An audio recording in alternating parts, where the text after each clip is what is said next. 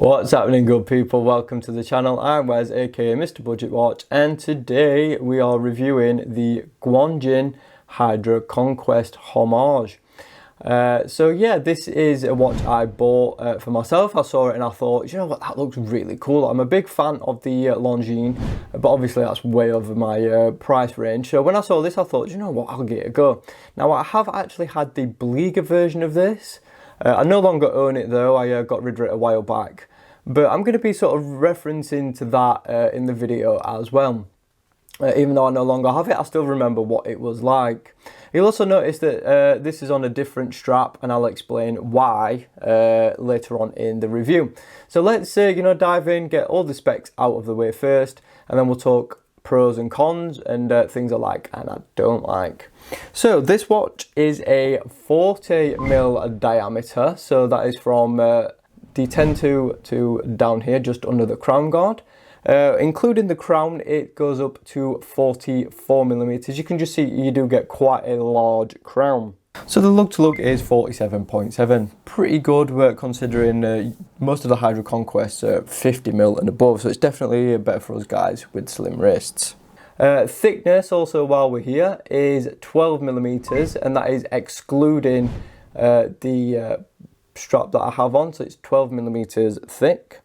We have a pretty standard 20mm lug width, so swapping out straps, as you can see I've done, is very easy, and loads of options for you out there as well. We have a confirmed sapphire crystal, I have checked. We have a ceramic bezel insert, and the bezel is a 90 click. A little bit annoying that it is 90 and not 60 or 120. I'm really not sure why companies go for 90, just go for 60 or 120, pick one of those two, don't offer 90, I think it's pointless. Anyway, mini rant over, but it is a ceramic insert, which is quite impressive. So we have 316L case and a 316L bracelet, which I'll show you in a little bit. We also have a screw down crown and screw down case back, but again, more on those later. So let's start off with that design, and obviously if you're familiar with the Hydro Conquest, you'll be familiar with this design. It takes all the hallmarks from the Longines and puts it into a homage watch. So starting off with the bezel, you can see I went for the blue. They do offer different colorways as well.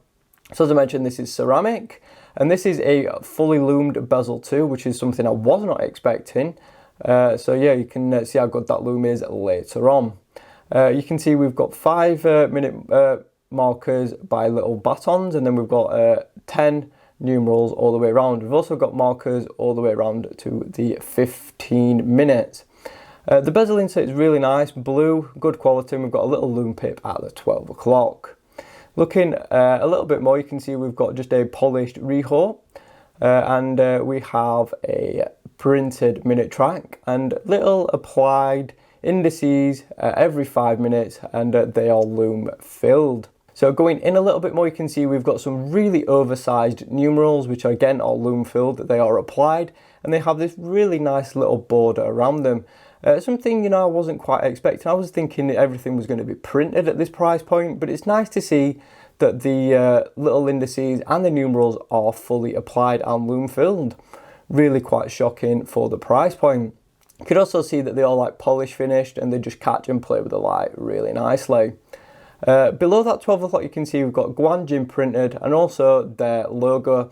Now their logo actually does look a little bit similar to the Longines as well, so I don't know whether they've copied and tweaked that too. You guys can correct me down in the comments if I'm wrong. The 3 o'clock, you can see we have a white bordered date window. The one is a little bit skew off to the left, but it's just one of those minor little issues. Looking at that handset, you can see we have a high polished Longines style handset. To me, they're a little bit similar to Tudor's Snowflake, but they've sort of done their own little twist to it. Especially with the the minute and hour hand, they're quite similar to the Tudor Black Bay, but also different as well. And then you can see for the second hand, we've got a really slim with just a little lollipop, which is loom filled. You can also see there's little bits of loom on the hands too. To that dial, and you can see it is a blue sunburst dial, and the blue sunburst is actually really nice. You can just see it shifts from a pale blue to a darker blue, and I like it. It's a really nice and very well done. I also love how those hands are polished. They're also slightly faceted as well, so they play with the light really nicely. So all in all, for the dial and bezel, I'm really impressed. Everything looks really nice. The dial is pretty clean. So yeah, no complaints at all, really. It's all very well done.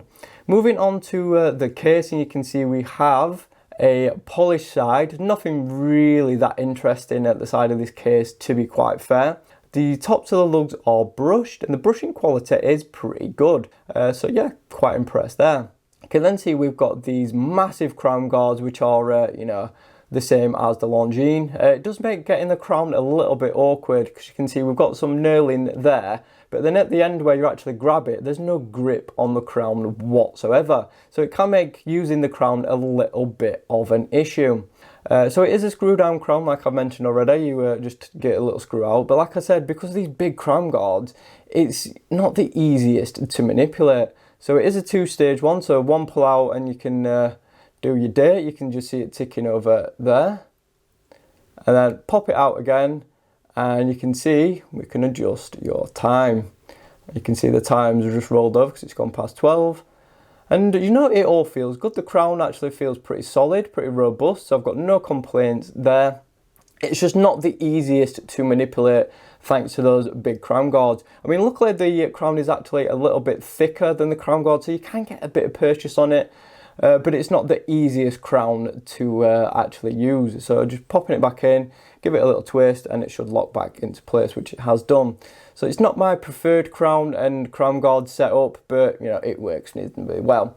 So let's pop this strap off and quickly show you that case back. So you can see we have a mix of finishes here. We've got high polish on the border, and then we've got some brushing where you can just see the specifications. We've got 100 meters, water resistant, automatic, stainless steel, and then we've got the Guanqin Flying G logo in the middle with like a bead blasted finish. All in all, I mean, it's quite a nice little case back, and I definitely prefer this to seeing the movement inside as well, because the movement ain't the prettiest, which I'll talk more about in a little bit. So now we're going to move on to the bracelet. So I'm just going to pop the watch to one side and I'm going to show you the bracelet. So this is the supplied bracelet that it comes on. So this is a full 316L bracelet. It is all brushed, and we've got a very, very nice taper to it as well. You can also notice the end link is missing, and I'll show you that in a minute. But yeah, very, very nice taper to the bracelet. Very, very nice brushed clasp. Got double security, and it is engraved with the Guanqin logo. Milled too, which is always nice to see, and it is brushed. Very, very nice quality brushing, really nice and smooth. The only problem is there is no micro adjust, which is a bit of a pain. And one of the reasons why this is not on the watch. So you can see it's brushed on the inside. Very, very nice quality though, really impressed, and I'm just a little bit disappointed that I couldn't wear it, and I'll tell you why in a second after I show you the end links. So these are the solid end links, very, very nice, and you can see you actually hold them together by using the spring bar, so that forms part of the bracelet and keeps it all together. But the reason why I couldn't actually wear this bracelet, unfortunately, is it's just too big. There's not enough links to be removed, unfortunately. So the bracelet was just a little bit too big for me. Because there's no micro adjust, I couldn't get it any smaller. So yeah, I just couldn't enjoy this bracelet because it was just simply too big, unfortunately. A little bit of a shame, but you know, if you've got thicker wrists than mine, you know, this will be absolutely fine. I'm pretty sure it's going to be comfortable. And it's actually much better quality than the Bleeger one I got. It's definitely it's definitely leagues better than that one. As is the watch as well. You know, the finishing is better on this one. It's better built. The crown is better. And you know, everything is just better on this watch. Yes, this is a more expensive watch, but it is definitely worth it. So if you're looking at this or the Bleeger, I'd definitely pick this. But would I actually pick this at all? So let's keep going. So we're going to talk about that comfort. We've already talked in use, but comfort on this strap, which is a Blue Shark single pass shark tooth NATO. A bit of the mouthful, but if I can find it, I'll link it down in the description for you. Not an affiliate, by the way. It's just I bought this a while back.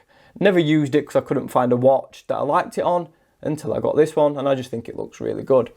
But anyway, really nice quality strap. But as for the actual watch, it's very, very comfortable on this strap.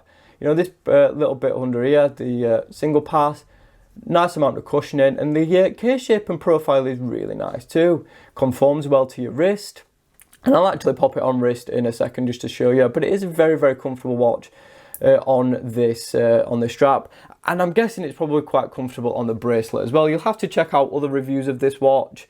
You know, where people have actually had it on the bracelet, and you know, just to confirm what I'm saying as well. So always obviously watch more reviews if you are actually interested in buying a watch, because you know, it's good to get different people's opinions. So let me just pop this on wrist and show you what it wears like. Right guys, so here the watch is on my 6-inch wrist, and you know what, it is a very, very comfortable watch. The profile, like I said, is really nice. You can see it does raise a little bit above, that's just because of the strap. So if you put this on, say, a silicone or on the standard bracelet, it does actually conform quite nicely to your wrist, just because the profile of the lugs does taper down a little bit, making it hug your wrist really nice. I also love how the lugs bring the strap down to your wrist as well, and it conforms perfectly. I mean, this is a ridiculously comfortable strap anyway. But yeah, the watch head itself is actually very, very nice. It's well designed, and it is comfortable to wear. It's not over heavy either, which is something quite good. So it's not a bulky and heavy watch on your wrist. Yeah, and it is very, very comfortable to wear. So if you don't like it on the bracelet or it doesn't fit you, you know, grab yourself a decent quality strap, and you know, it's a very, very comfortable all day wearing watch. So yeah, I've got no complaints in the comfort department whatsoever. So now let's you know, get this back off wrist, and we're going to talk loom. Right guys, so as I mentioned already in the review earlier, this does have a loomed bezel insert, loomed indices and loomed hands, and you know what, the loom is pretty good. It's a blue hue. I'm not sure what compound it is though. I don't think it's as good as BGW9, but it is pretty impressive. It gets reasonably bright initially. It doesn't fade off as quick as some other watches at this price point as well, so it's definitely got a good quality loom. I think the application is quite nice, and I just love the loom bezel too. It just really adds that extra premium feel over the Bleeger and other similar homages to this watch as well. So yeah, I'm very, very impressed with the loom for the price point. Yeah, I mean, it's not incredible, you know, it's not the best loom out there, but for the price, usually loom on these watches at price point is terrible, but this definitely bucks that trend, and you know, you get some half decent loom with it. So yeah, good job Guanqin, quite impressed. So now we're going to talk movement, and this is using the tried and true Seiko NH35. Yes, it's very, very boring, but you know, they're used for a reason. They're reliable, they're robust, and they just work well with you know, minimal interference from you.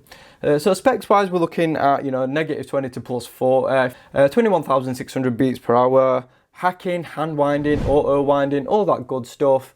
And yeah, you've got no complaints with the movement. You saw it in action earlier on, and it's really smooth, really robust, and quiet in this case too. So yeah, I've got no complaints with the movement whatsoever. And it is nice that it is actually an NH35 too, and not a 8000 series like some other companies have been putting in their watches at the minute. If you've not heard, there is a shortage of NH35s, and yeah, companies are switching to the Miyota 8000 series, which, you know, it's a decent movement, but it's not as good as the NH35. So yeah, it's really nice that this does have an NH35 in it, and it is really good and really reliable, and it's keeping time absolutely fine. So now we get on to the final thoughts and verdict. So should you actually pick one of these watches up?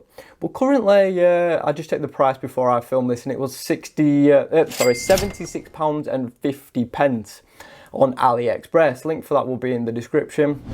But yeah, I think it's definitely worth it. Especially for, you know, the bracelet, which again, really good quality bracelet. I cannot grumble at the quality of this. Apart from the micro adjust, you know, but other than that, it's a really good quality bracelet. But yeah, overall I am impressed. Good build quality, nice design, really good lume for the price point, well made, Seiko NH35, sapphire crystal, ceramic, lumed bezel insert. It's got all the features that you'd want and need on a watch. 100 meters of water resistance. Yeah, 200 would be better, but you know, at the price point, I can't complain.